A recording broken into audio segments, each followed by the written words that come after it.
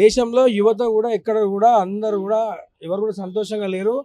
12 ఏళ్ల మోడీ పరిపాలన చూసినాక కూడా చిన్నపిల్లల దగ్గర నుంచి ముసలి వాళ్ళ దాకా కూడా అందరూ ఆక్రోషంతో ఉన్నారు. కోట్ల రూపాయల జాబ్లు ఇస్తానడం, కల్చర్ కానీ అన్నీ అమ్ముకోవడము, ప్రభుత్వ సంస్థలన్నీ ఏదైతే కాంగ్రెస్ పార్టీ నిర్మించుకుంటూ వచ్చిందో ఇన్ని సంవత్సరాల నుంచి వీళ్ళు అన్నీ అమ్ముకోవడం ఎవరు కూడా సహించే పద్ధతి లేదు. వీళ్ళు రైతులకు వ్యతిరేకంగా చట్టాలు తెస్తారు, ఇండియా అమెరికా డీల్ తీసుకొస్తారు. అది ఎవరికో ఎందుకు తెచ్చిర్రో దేనికోసం తెచ్చిర్రో ఎవరు కూడా అర్థం కాని పరిస్థితి.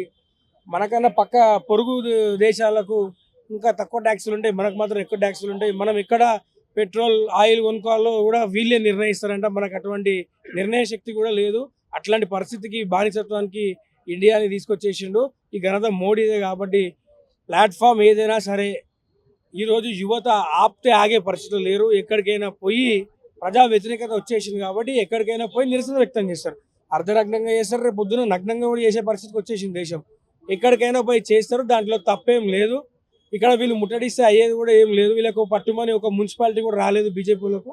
వీళ్ళు పెద్ద గెలిచింది కూడా సీట్లు కూడా ఏం లేవు. తెలంగాణ వాళ్ళ ప్రభావం కూడా ఏం లేదు. వీళ్ళకి సగం ఎంపీలు ఇచ్చినాం. ఫస్ట్ వీళ్ళను రేవంత్ అన్న, గౌరవ ముఖ్యమంత్రి రేవంత్ అన్న ఎంతో కష్టపడి ఇక్కడ మెట్రో ఎక్స్టెన్షన్ కానీ, RRR కానీ ఎన్నో అట్లా రకరకాల వాటికి ఫండ్స్ అడిగితే వీళ్ళు రూపాయి కూడా ఇవ్వని పరిస్థితి. ఫస్ట్ రాష్ట్రానికి వీళ్ళు ఏం తీసుకొచ్చిర్రో చెప్పినాక రాష్ట్రానికి సంబంధించిన బీజేపీ కానీ వాళ్ళ సంబంధిత సంఘాలు కానీ వాళ్ళు దీని మీద రెస్పాండ్ కావాలి. దేశంలో నిరుద్యోగం పెరిగిపోతుందంటే నువ్వు ఈడొచ్చి ముట్టడి చేస్తే ఏమొస్తుంది? మేం చేయాలి ముట్టడి. రాష్ట్రంలో కానీ దేశంలో ఉన్న అన్ని పార్టీలు, అన్ని యువజన సంఘాలు అన్నీ కూడా కలిసి మోడీని తరిమి కొట్టాల్సిన పరిస్థితి వచ్చింది దేశంలో. వాళ్ళ పార్టీలను వాళ్ళ ఏవైతే కార్యాలయాలు ఉన్నాయో ఖచ్చితంగా ముట్టడిస్తాం. దీంట్లో వెనక్కి తగ్గేదే లేదు. అసలు వీళ్ళు కామన్వెల్త్ జరుగుతుంటే కూడా 2010లో వీళ్ళు కామన్వెల్త్ గేమ్స్లో కూడా ఆ రోజు యూపీఏ ప్రభుత్వం వస్తే అయ్యో సిలిండర్ రేట్లు పెరిగిపోతున్నాయి, అదేదో పెరిగిపోతున్నాయని ఈ రోజు రేట్లు చూసుకోండి. ఆ రోజు రేట్లు చూడండి. ఆ రోజు ఆ కొంచెం రేట్లు ఉంటే కూడా దానికి కూడా వాళ్ళు రోడ్ ఎక్కి కామన్వెల్త్ గేమ్స్లో కూడా వచ్చి ప్రదర్శన చేశారు. మరి మీ రోజు ఆ రోజు ప్రదర్శన చేసింది తప్పు కానప్పుడు ఈ రోజు ప్రదర్శన చేసింది తప్పు ఎట్లయితుందని చెప్పి నేను అందరినీ కూడా ఆలోచించాలని చెప్పి కోరుకుంటున్నాను. విదేశీయాల నుండి అక్కడ ప్రతినిధులు వచ్చిన సందర్భంలో దేశ గౌరవాన్ని మంటగలిపే విధంగా అక్కడ కాంగ్రెస్ అదే చెప్తున్నారు. 2010లో ఇదే కామన్వెల్త్ గేమ్స్ ఉన్నప్పుడు మా ప్రభుత్వం ఉంది, యూపీఏ ప్రభుత్వం ఉంది. మరి మీరు ప్రతిపక్షంలో ఉన్నారు. దేశ విదేశాల నుంచి అందరు డెలిగేట్స్ వచ్చినారు, అథ్లీట్స్ వచ్చినారు, కోచ్లు వచ్చినారు. ప్రపంచ దేశాలు కూడా గమనిస్తున్నాయి. మరి 2010లో నీకు దేశ ప్రతిష్ట గుర్తు రాలేదా? 2010లో దేశ పౌరుల అభిమానము, వాళ్ళ సెల్ఫ్ రెస్పెక్ట్ పోలేదా?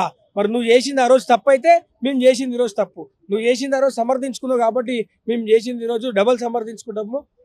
దేశాన్ని ఈరోజు చీకట్లోకి నెట్టేసి ఒక చైల్డ్ ట్రాఫికర్తోని అక్కడ ఎటువంటి వీడియోలలో ఎటువంటి కాంప్రమైజ్డ్ పరిస్థితులలో నువ్వు దొరికిపోయినావు. కాబట్టి ఇండియా యుఎస్ డీల్ అనేది ఒక దేశానికి పట్టిన దరిద్రంలా తీసుకొచ్చి ఎవరికి కూడా అర్థం కాని స్థితిలో రైతులు కానీ, చిన్న వ్యాపారులు కానీ, ఉద్యోగస్తులకు కానీ, ట్రేడర్స్కి కానీ అందరికీ కూడా ఎక్స్పోర్ట్ ఇంపోర్ట్ రంగాలకు ఇది ఒక పెద్ద లాస్ గా మేము పరిగణిస్తున్నాము. ఖచ్చితంగా భవిష్యత్తులో ఇంకా ముట్టడిస్తాం. కాంగ్రెస్ లో నాయకత్వం లోపం వల్లనే ఈ విధంగా చర్యలు తీసుకుంటా ఉన్నారు. ఎవరేం చేస్తున్నారో కూడా కాంగ్రెస్ నేతలకు అర్థం కాని పరిస్థితి కనబడతా ఉంది. నాయకత్వ లోపం అనేది ఏం లేదు. నాయకత్వ లోపం అక్కడ ఉంది కాబట్టి నిరుద్యోగం ఉంది. పరిపాలన మీరు చేసుకుంటే మమ్మల్ని నాయకత్వ లోపం ఉంది అనడం కరెక్ట్ కాదు. వాళ్ళకి అధికారం ఇచ్చినారు, బీజేపీ అధికారం ఉంది, 12 సంవత్సరాలు ఉంది. కాబట్టి వాళ్ళు ఏం చేస్తారనేది ఇంపార్టెంట్.